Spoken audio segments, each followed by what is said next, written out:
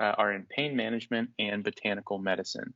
So, without further ado, Marisha, I will let you take it away. Thank you, Daniel. Um, so for those of you that were able to make it last time, we discussed the differences of local anesthetics and toxicities and how that related to each other. And today we're going to continue that talk. But if you did miss that talk, you can access it on my YouTube channel at Naturopathic Pain. And I also think Sports Med Club has it here on the Sports Med Teams page. So you can contact one of the board members if you don't have access to that too.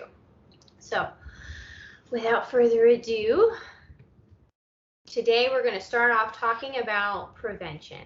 So now that we understand local anesthetic toxicity, how do we recognize it? How do we prevent untoward side effects from happening altogether? There are many measures that you can take that will decrease your chances of having to manage a local anesthetic systemic toxicity adverse reaction, also known as LAST. First thing to know is which patients are at the highest risk for local anesthetic toxicity. If you choose to use local anesthetics with your patients, it is recommended to use the lowest effective dose to achieve your desired result. When possible, do not do blind injections, especially in the spine or cervical region. Use guidance like ultrasound or fluoroscopy. Using incremental or slower injections to allow time to see if there is a toxic reaction is another thing you can do. And aspirate the needle in at least 2 planes, not just 1. You also may consider doing an intravascular pharmacological marker like epinephrine to determine if you're an intravascular or not. And we'll talk about that a little bit more in detail a little later. Continually communicate with your patients during the procedure. Make sure that they're not experiencing any of the toxic symptoms. So don't get lost in your procedure and don't communicate with your patient and see if there's actually isn't anything else going on with them. So each of these steps will only help you prevent local anesthetic toxicity so much. But if you're prepared for local anesthetic toxicity, you'll be able to quickly respond and avoid life-threatening situations. And that's what we're going to talk about here today. And so let's go into all of these here a little bit closer. So the first thing is which patients are at higher risk for local anesthetic toxicity. And here you can see those listed out. So the first risk factor are people who are either young or old. Elderly patients are more at risk due to increase in comorbidities, decrease in circulation, and decreased organ function. Younger patients have a lower body mass and lower levels of AAG, which we talked about in the last lecture, which increases the amount of free local anesthetic. Pregnant patients also have a decrease in plasma proteins, causing an increase in the amount of free local anesthetic. They also have high cardiac output. Patients with comorbidities of kidney, liver, and heart causes a decrease in elimination and/or metabolism, which they will also be at higher risk. Hepatic dysfunction or a decrease in hepatic blood flow causes a decrease in plasma proteins and hepatic clearance of local anesthetics. Low cardiac output will cause drug accumulation and reduce clearance. High cardiac output, on the other hand, can cause an increased gradient for vascular diffusion and absorption. A reduction in plasma proteins or a decrease in protein status can also cause an increase in free or active fraction of local anesthetics. Beta blockers, digoxin, calcium antagonists, cytochrome P450, or medications that inhibit sodium channels should also be avoided. Other risk factors include small patient size and acidosis. So one method to prevent local anesthetic toxicity is using small incremental doses of local anesthetics and see if there's a toxic response. The recommendation, according to the American Society of Regional Anesthesia and Pain Medicine, the ASRA, is to administer 3 to 5 milliliter doses at one time, and the length of time to pause between intervals should be about the time it takes for the local anesthetic to circulate once through the body, which is about 30 to 45 seconds. If you choose to do ultrasound-guided injections, you can use a lesser interval of about 15 to 30 seconds between injections. Another commonly used method to prevent LAST is needle aspiration. And a lot of people rely too much on this to be like, oh, I'm not intravascular, and you'll actually be surprised in how unreliable this method is. So when you aspirate a needle, you can have something called a false negative. A false negative would be when you pull back on the syringe and there's no blood return, even though you're inside the blood vessel. One mechanism that could cause this is to occur is the needle is against the blood vessel wall, and the needle sucks in the wall instead of the blood. One way to help decrease false negatives in this case would be to aspirate the needle a second time after rotating the needle 45 degrees. However, remember you may still have false negatives even aspirating in two planes, like we saw in that case, the cerebral toxicity case in the last presentation. That practitioner aspirated in two planes and still had a local anesthetic toxicity reaction. So it's not a fail-safe. And something else that you can look at to make sure that you have less false negatives is looking at the needle size or the needle gauge. The gauge of the needle refers to the thickness of the needle, and the higher the number is, the smaller the needle is, the lower the number, the larger the needle is. It is recommended to use a needle gauge 25 or below for proper aspiration. In comparison, a 27 gauge needle provides relatively similar results. However, a 30 gauge needle has a higher incidence of false negative aspirations. And the reason why is because the higher gauge needles provide a smaller opening, causing more resistance to flow. So you might be asking yourself, how often will a needle aspiration be accurate? A study conducted using fluoroscopic guidance with contrast to determine incidence of intravascular penetration during a transforaminal cervical epidermal steroid injection was done. According to this study, blood was observed in only 5.9% of the time the needle was in an intravascular space. That means that more than half the time a needle aspiration was done, you get a false negative. And as you can see here, another study looked at a lumbar transforaminal epidermal steroid injection under fluoroscopy as well, which showed a flash in the hub 44.7% of the time the needle was intravascular. And both studies, the specificity of needle aspiration was at 97%. That means that if you did see blood in the hub of the needle, then you were most likely in intravascular space. So these two studies show us that roughly 1 in 2 times that blood is in the hub, there's no blood in the hub, you are in intravascular space. So that's not very reliable if 1 in 2 times you're in intravascular space, but there is no blood in the hub. So the recommendation is to pull back on the plunger for at least 5 to 10 seconds in 2 different planes to help reduce those false negatives.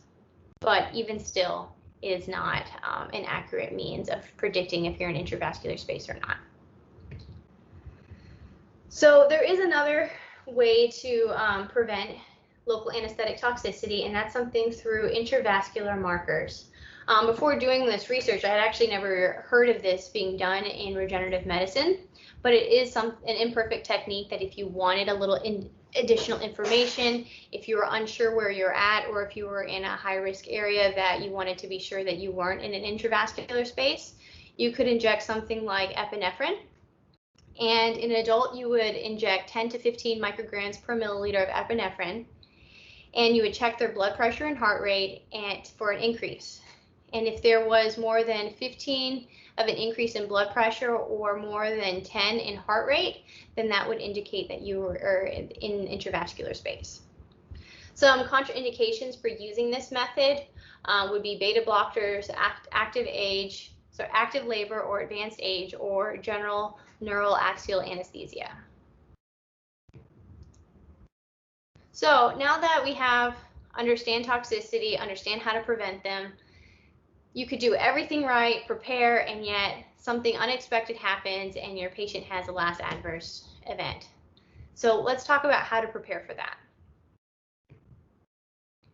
There are 4 main steps to manage local anesthetic systemic toxicity that have been highlighted by the Association of Anesthesiologists of Great Britain and Ireland, the AAGBI, in 2010, and the American Society of Regional Anesthesia and Pain Medicine, the ASRA, both of which have recommendations that fall generally under these categories. And I've combined recommendations from both of these organizations into these 4 steps. So the first step is recognition, 2nd, immediate management, 3, treatment, 4, monitor and follow up. So the first step is recognition. And recognition is probably one of the most important steps in the treatment process, because if you're able to recognize the early stages of LAST, you may be able to prevent catastrophic patient outcomes. You can check the patient's vitals throughout the process, pulse oximetry, blood pressure, and possibly EKG if you're able to do that throughout the process to clue you into signs of toxicity. There is variability in LAST presentation. However, usually CNS symptoms will come first before the cardiovascular symptoms come. The cardiovascular system is more resistant to local anesthetic toxicity.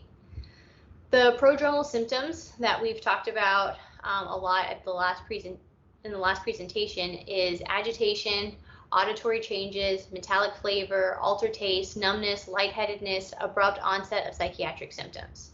And the onset time can be variable. So, for instance, it could be immediate in less than 15 seconds, and that means that you are directly in, you are intravascular. However, symptoms could be delayed from 1 to 5 minutes if you're intermittently doing an intravascular injection, if you are redirecting the needle and going in and out of intravascular space. It could be in a lower extremity injection or delayed tissue absorption. But even with all that said, you can still have toxicity symptoms 15 minutes or greater after the injection is complete. So it's important to monitor a patient for at least 30 minutes after procedure to ensure there are no adverse events. So after you have recognized that this patient is having a LAST adverse reaction, the first thing you do is you stop the injection, you place the patient in a safe position in the event that they lose consciousness, call for help, and get a crash cart if you have one. If the patient is not having a cardiac arrest, you want to provide 100% oxygen via a bag mask. And the reason why you want to provide a bag oxygen is because if the intravascular injection causes cerebral toxicity, they can lose their respiratory drive. But if they are in cardiac arrest, you want to just go straight into the ACLS protocol. So another reason why you want to focus on doing the 100% oxygen is because if you're able to restore their oxygenation and ventilation fast enough and prevent hypoxia and acidosis, you can prevent the progression of the last adverse event to cardiovascular collapse or seizure and help facilitate the resuscitation process.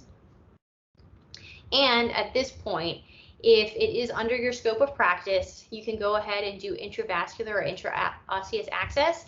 In the event that they just start to deteriorate fast, you already have that in place to go ahead and move on to the next part of your protocol. So